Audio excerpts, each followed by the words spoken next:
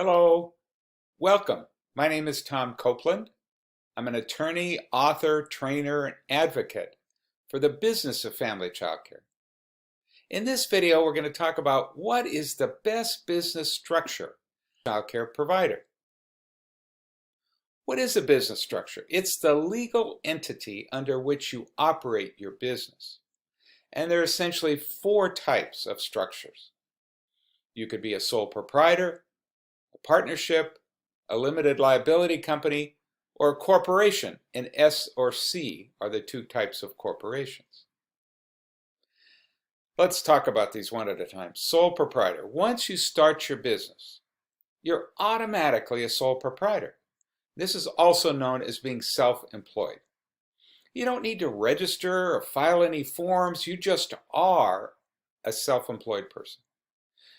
What does this mean? You keep all the profits, you make all the decisions, you're in charge. You're personally liable for any accident that occurs, and you can hire employees if you want. Second type of structure, partnership. Partnership is formed when two or more people run a business together. Now in this case, you must file a partnership agreement with the state. You must officially establish a partnership. It could be between a mother and a daughter, two friends, a husband and a wife. Each partner is liable for the actions of the other. So you take on more risks when you're in a partnership. The other person does something, you are responsible for whatever that other partner does. The profits and decision-making are shared. But an informal partnership is not allowed. This is where I think I see the most problems here. Two people decide, well, let's just work together. We were friends or relatives. We'll run it out of one of our homes and we'll just kind of divide up the income and expenses. No, you can't do that. You have to officially form a partnership. If you don't, and you get audited, the IRS will determine either that one of you is the owner and you must be taxed that way, or they might decide you have to be set up some in a different form. And this is no, you cannot just informally get together. You either have to structure it as a partnership. And when I look at these situations, I usually say it's simpler to have one person be the owner, the self-employed person, and hire the other person. That's usually simpler all the way around. A limited liability company. It's a type of corporation, but that is less complicated than the S or C corporation. Again, you got to file paperwork to get incorporated. You may get some personal liability limited. You may be able to limit some of your personal liability. Now, LLCs are a little complicated. You can form a one-person, a single-person LLC that's just you. You can create a partnership LLC or a corporate LLC. But the vast majority of providers who set up an LLC do it as a one-person LLC. And that's because it's taxed exactly like a sole proprietor. It's simpler. There's no tax savings for setting up an LLC, but there's no tax complications. Last type of structure, corporation. It's the most complicated. You got to file paperwork to incorporate under your state laws. You would go to your Secretary of State's office to file as a partnership, an LLC, or a corporation. They'll give you the forms to fill out to do this. Now, a corporation is owned by the shareholders. You don't own it. You can be one of the shareholders, your spouse, somebody else, but you've got other people now involved in the ownership. If you have a C corporation, the benefit there is you can set up some tax-free employee benefits. As a corporation, you would be an employee.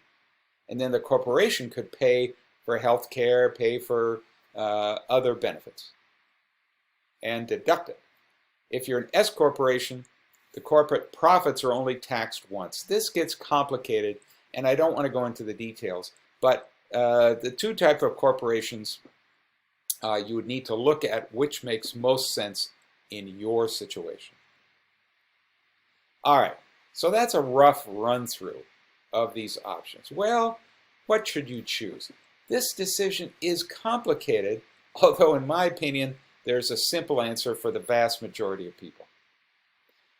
I think there are 5 things you should look at before making this decision. There's the complication of record keeping. There are fees, in other words, paying fees. Corporations and partnerships have to pay fees, sole proprietors don't. Who has control of the business? Who's in charge?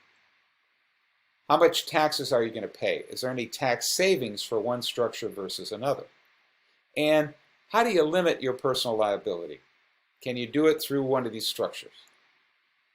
So, now let's get down to it. Which structure is best? If you're a sole proprietor, the record keeping is simpler.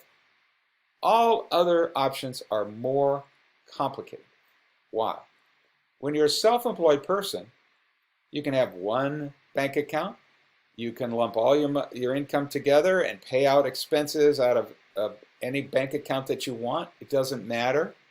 But if you form a corporation, partnership, or LLC, you need to keep your business and personal records separate. And this is where I think is a major problem. So if you're a corporation or partnership, you got to have a separate business bank account. Right? That's not a big deal. You deposit all your business income into that account. Okay, that's not a big deal. But you can't commingle funds. So you could write a check out of your business account for something that's 100% business, some toys, great. But what about paying for cleaning supplies or furniture or something else that's business and personal? If you write that check out of your business account, you've commingled funds because part of that's personal. And then you would lose any personal liability protection. Instead, you'd have to write a shared expense out of your personal account and then reimburse from the business account. The business account can deduct the business portion of that expense. What is the business portion of that shared expense? It's your time and space percent. Well, what is that? You need to figure that out at the end of the year. So now at the end of the year, you got all these calculations. Okay, I get 40% of this and 40% of that and so on. It's a headache. Sole proprietor does not have annual fees. Corporations have to pay to the state fees every year. Control of business. When you're self-employed, sole proprietor, you're in charge. You make all the decisions. Now, it's possible that with an S or C corporation, you might save some money on taxes. And usually that can occur if you're making a larger profit, like more than $30,000, $40,000 up there profit. Then it's possible that you could see some tax savings. And you can get some limited personal liability protection. Well, let's talk about this personal liability. The general idea of a corporation is that it protects your personal assets from a lawsuit, but not your business assets. So, let's say you're incorporated, and there's a terrible accident, a child is seriously injured, and a parent is suing you for $50,000, $100,000, $1 million. Well, if you're incorporated, the idea is they can't come after your personal stuff. They can only come after your business stuff, meaning the money in your business bank account, your business equipment. All right? Well, this is not so simple because you're doing childcare out of your home. Your home is a business and personal asset. So they could come after the business portion of your home, which is the time-space percentage.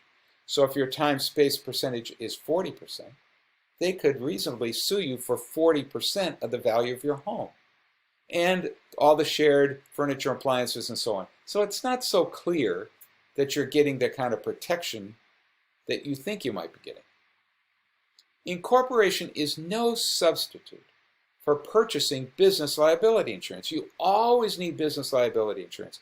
That's what really protects you in the case of a major lawsuit. It's not the fact that you might be incorporated. Incorporation doesn't eliminate all personal liability. If you're negligent, your incorporation is not going to protect you. If you need to pay for a lawyer, parent sues you, okay, you need to hire a lawyer to defend you. If you're incorporated, you still need to pay your lawyer. So that's not, that's not the safety, the assurance that you don't have to worry about things just because you're incorporated. If you're an LLC, it's not as clear that you're going to get the kind of personal liability protection that you might for an S or C corporation, so I'd be a little bit nervous about that. An S or C corporation will protect your personal assets, but again, what are your personal assets? So, in my opinion, sole proprietor, that's the best business structure, and I would say it's the best for like 95+% of providers. If you're thinking about incorporating, you need to be able to say to yourself, I'm going to be in business for quite a while to take advantage of the corporation. I don't mind doing a lot of record keeping. And you need to get a lot of liability insurance as well. And you're making a bunch of money, you know, 30, 40, 50 plus $1,000 profit every year. If you're not comfortable with all that, then don't even think about it. You're going to be fine by being sole proprietor and having a lot of business liability insurance. So, if you're thinking about something besides being sole proprietor, you need to talk to a lawyer and a tax preparer. Why? A lawyer can give you legal advice about the consequences of incorporating and which one to choose, but they don't necessarily understand the tax consequences. A tax preparer can tell you about the tax consequences of these options, but is not going to give you good advice about the legal consequences. So you need both to give you the best advice. Liability protection, which is the main reason people incorporate, can be lost if you're not following all the corporate formalities. I've talked about the issue of separate record keeping, but also corporations, you may have to have board meetings and keeping minutes of board meetings and putting your business name, your corporate name on every single document. If you don't, that would lose your liability protection. There's a lot of formalities. So it's a headache for most people.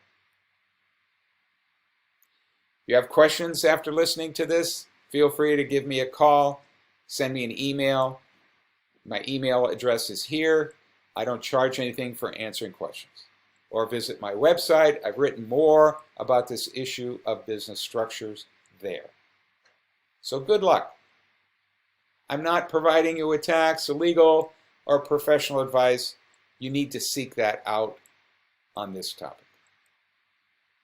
This video was funded by the Child Care Communications Management Center, which is funded by the Office of Child Care, the Administration for Children and Families, the U.S. Department of Health and Human Services, and was developed in partnership with the National Center on Early Childhood Quality Assurance, which is funded by the OCC, the Office of Head Start, ACF, and HHS. This video can be duplicated for non-commercial purposes, and you don't need permission. So thanks very much for listening.